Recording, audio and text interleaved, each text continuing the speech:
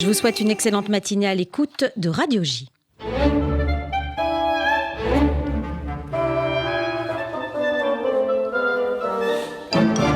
En toute franchise, c'est l'invité politique de Christophe Barbier. Bonjour Christophe. Bonjour Léa. Et ce matin, vous recevez Guillaume Gouffier-Cha. Guillaume Gouffier-Cha, bonjour.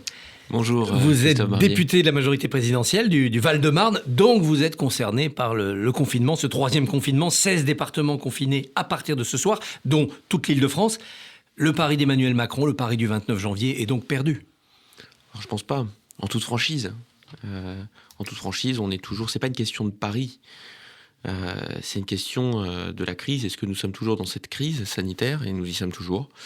Face à un variant qui rend la période toujours aussi difficile et qui plonge bon nombre de nos concitoyens dans la maladie, dans la difficulté, en réanimation, peuvent confronter au décès, et donc qui impose aujourd'hui de prendre des décisions qui ne sont pas prises de gaieté de cœur. On a vu à quel point il a été difficile de les construire ces derniers jours. On peut dire qu'on a gagné 7-8 semaines de liberté avant ce confinement. Mais je pense qu'on a réussi à tenir pendant 7-8 semaines, et quand je dis « on », c'est les Françaises et les Français qui ont réussi à appliquer les gestes barrières, à respecter les règles qu'on s'était fixées. Mais on voit aujourd'hui un virus avec des variants qui sont plus virulents, qui se propagent de manière importante, qui touchent des publics plus jeunes et qui plongent un certain nombre de concitoyens qui sont touchés durement par ce virus plus longtemps en réanimation. Donc une tension très forte et une augmentation au cours de la dernière semaine quand même, plus 20% de contamination sur l'Île-de-France. Alors justement, est-ce qu'on n'est pas trop... effectivement, des mesures, même si, et j'insiste dessus, si on a tous joué, je pense, le jeu, en tout cas la plupart des gens, certains ne l'ont pas respecté, mais la plupart des gens respectent les règles du jeu, et effectivement aujourd'hui ça nous impose de prendre de nouvelles mesures pour 4 semaines, qui nous le savons sont difficiles, mais je suis certain que tout le monde, en tout cas, les appliquera. Face à cet emballement des variants très virulents, est-ce que justement on n'est pas un petit peu trop modéré avec ce freiner sans enfermer ? Est-ce que finalement ça va suffire ? Moi, je pense que c'est une nécessité aussi aujourd'hui de prendre en considération à la fois l'épidémie sanitaire et tous les risques qu'elle contient, qu'elle présente, avec aussi la réalité sociale, je dirais psychosociale, des habitants de notre pays. Ça fait plus d'1 an qu'on est dans cette crise. Je pense qu'on donc il faut les laisser respirer un petit peu. Il faut les laisser respirer, il faut les laisser... j'allais dire les laisser vivre, vous voyez l'erreur. Peut-être les laisser avoir quand même un temps de respiration. Le mot est juste sur celui que vous venez d'utiliser. Mais il faut réussir à concilier les deux, parce que l'enfermement total, c'est beaucoup de personnes qui seraient plongées encore plus dans une détresse, je pense, psychologique, sociale, économique, et que donc il faut trouver les justes mesures. Alors dans le bois de Vincennes, dans votre bois de Vincennes, est-ce que ça veut dire qu'on pourra se promener, mais pas s'asseoir à 15 amis pour pique-niquer ? Exactement. Ça veut dire qu'on pourra se promener, ça veut dire qu'on pourra continuer d'avoir son activité physique, mais bien entendu, pas de rassemblement. Est-ce qu'on a vraiment tout tenté avant ce confinement ? Est-ce qu'on n'aurait pas dû, par exemple, transférer plus de malades en province, construire des hôpitaux militaires, s'appuyer plus sur les cliniques privées ? Mais je pense que c'est fait. Les mesures, elles ont été prises. Alors c'est toujours difficile de dire on aurait pu. On tombe à ce moment-là un peu dans le yak à faucon. Moi, je pense que toutes ces études, on les fera une fois qu'on aura fini cette crise. Aujourd'hui, ça nous impose souvent de prendre des décisions à un moment T, et on voit que, c'est ce qu'on connaît depuis quelques jours, il y a un emballement. D'un seul coup, plus 20%. Alors qu'on avait réussi à maintenir une certaine stabilité pendant plusieurs mois, pendant de longues semaines, d'un seul coup, depuis le début du mois de mars, il y a un réel emballement, d'un seul coup. Alors il y a une bonne nouvelle. Et donc ça impose de prendre de nouvelles mesures, même si ce que vous venez de dire, par exemple, il y a eu des transferts de malades vers d'autres régions, mais on voit aussi d'autres régions qui aujourd'hui connaissent elles aussi des pics, je veux dire, pas que l'Île-de-France, je pense aux Hauts-de-France, les Alpes-Maritimes, qui aujourd'hui connaissent les mêmes réalités que les Franciliens. Il y a une bonne nouvelle quand même dans tout cela, c'est que le couvre-feu est repoussé de 18h à 19h. Pour des Franciliens qui prennent les transports en commun, qui rentrent chez eux, qui rentrent chez vous, est-ce que c'est important ? Je pense que c'est important.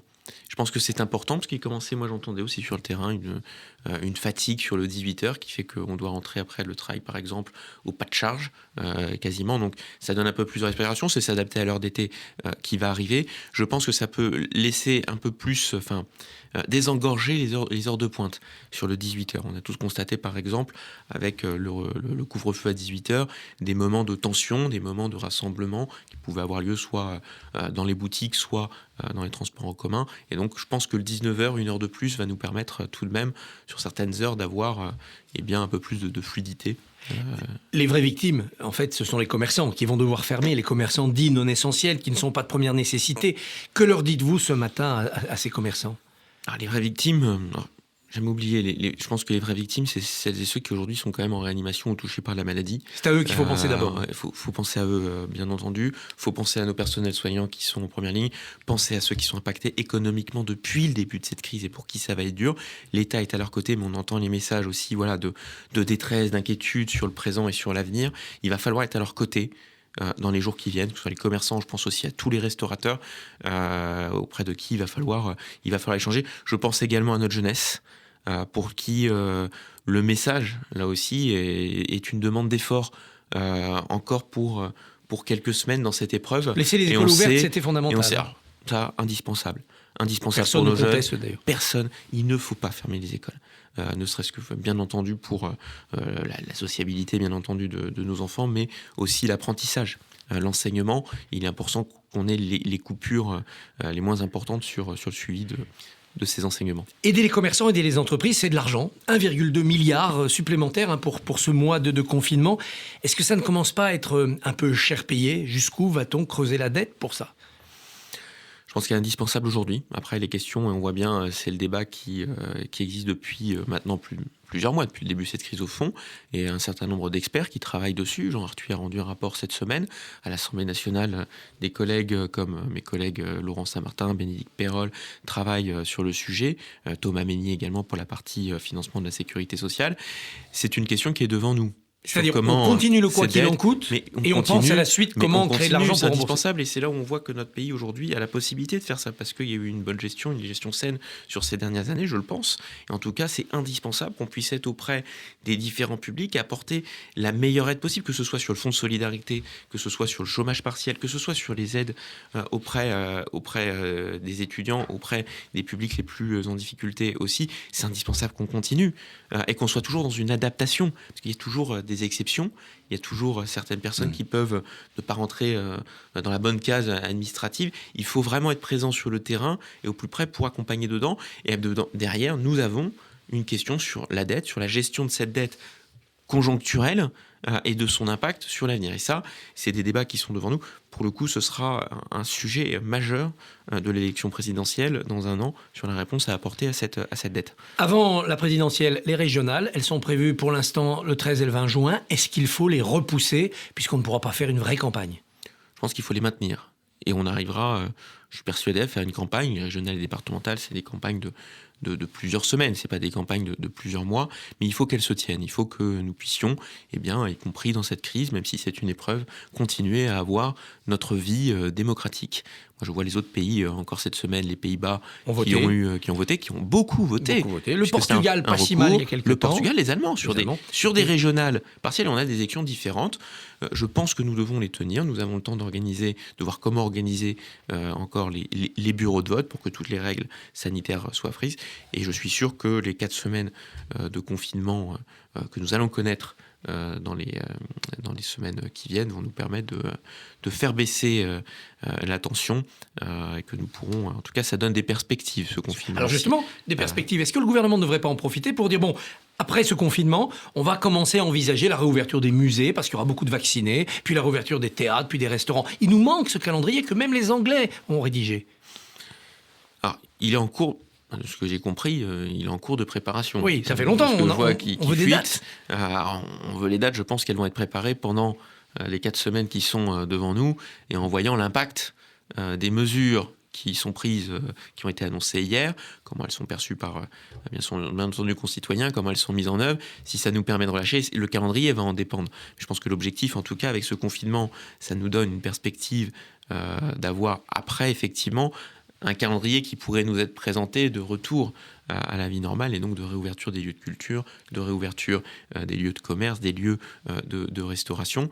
Je sais que le gouvernement, en tout cas, travaille activement sur ce calendrier, mais encore une fois, bien entendu, il faut qu'il soit construit au regard de la réalité de l'évolution de cette épidémie. Et ça va dépendre donc du combat de la vaccination. L'AstraZeneca revient dans la course. Jean Castex sera vacciné cet après-midi. Est-ce qu'il ne faut pas élargir l'AstraZeneca, puisqu'il suscite des doutes, à tous les volontaires de plus de 50 ans, même sans comorbidité? Ceux qui ont le courage d'accepter ce vaccin, on leur donne. Alors déjà, je trouve que c'est une bonne chose que le Premier ministre aujourd'hui envoie un message positif vis-à-vis de ce vaccin. Ce qu'on a connu sur les derniers jours, et il y a pu avoir des inquiétudes, mais était normal. Et ça s'est fait dans un souci de transparence. Il n'y a pas de souci avec ce vaccin qui est autorisé. Donc rappeler à chacune et chacun de se faire vacciner quand c'est son moment venu. Moi, je ne suis pas un spécialiste de l'organisation de la vaccination. Je fais confiance à ceux qui organisent. Je pense qu'il faut quand même avoir une organisation. La vaccination, je reçois des messages, on me dit qu'il faut ouvrir et vacciner comme ça. C'est quand même une opération complexe. Il faut quand même qu'il y ait un suivi de la vaccination au fur et à mesure des populations. Et quand même d'abord vacciner au fur et à mesure celles et ceux qui peuvent avoir le plus de risques, qui peuvent être impactés par ce virus. Donc voilà, je pense qu'il faut quand même maintenir un peu d'ordre, un peu d'organisation. Bien entendu, une organisation, un ordre, des règles. Et de toute façon, on manquera de doses, on le sait, le problème c'est les doses. Et ce qu'on voit en Angleterre aujourd'hui, qui a la même questionnement, alors ils ont beaucoup vacciné, ils ont fait la première vaccination, mais on voit qu'ils ont moins de personnes que nous, par exemple, qui ont eu la deuxième vaccination sur les vaccins qui nécessitent de doses, bien entendu. Et on voit aujourd'hui, par exemple, qu'ils ont des difficultés sur l'acheminement et sur la livraison de doses de vaccins. Donc vous faites bien de pointer cette question et qui nécessite qu'on ait une organisation, j'entends après. Et ça me rassure qu'il y ait de l'impatience chez les Français. Chez les Français de se faire vacciner. Est-ce qu'il faut acheter des doses au nom de la France, et en plus des doses européennes, aller sur le marché noir, si j'ose dire, et acheter des doses? Ah non, il ne faut pas aller sur le marché noir. Je pense qu'on a joué jusqu'à présent le collectif européen et je pense qu'il faut rester sur ce fonctionnement européen qui nous permet en tout cas d'avoir ces doses. Et prendre qui le nous permet aussi, russe dès que...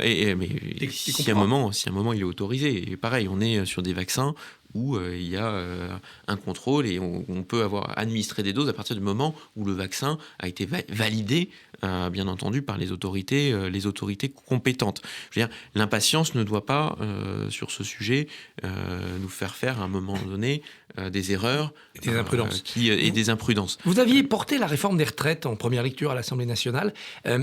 Confirmez-vous qu'elle ne sera pas adoptée en deuxième lecture avant 2022 ? Alors, pour le moment, la première lecture avait été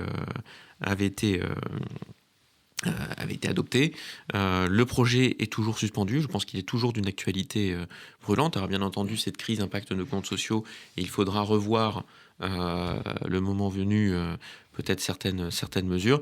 Il y a une chose qui est sûre, c'est que cette réforme ne peut pas se faire durant la crise sanitaire que nous connaissons. Elle devra être abordée à partir du moment où la crise sanitaire sera finie. Et elle ne pourra pas se faire sans les partenaires sociaux. C'est-à-dire qu'on devra forcément avoir un temps d'échange avec les partenaires sociaux, syndicats comme organisations patronales. Après, il appartiendra de voir selon le temps politique si ça doit être fait avant ou après la présidentielle. Mais la première chose qui va définir le tempo de cette réforme, c'est la crise sanitaire et le moment où on en sera sorti. Guillaume Gouffier-Cha, merci et bonne journée. Merci à vous. Au revoir.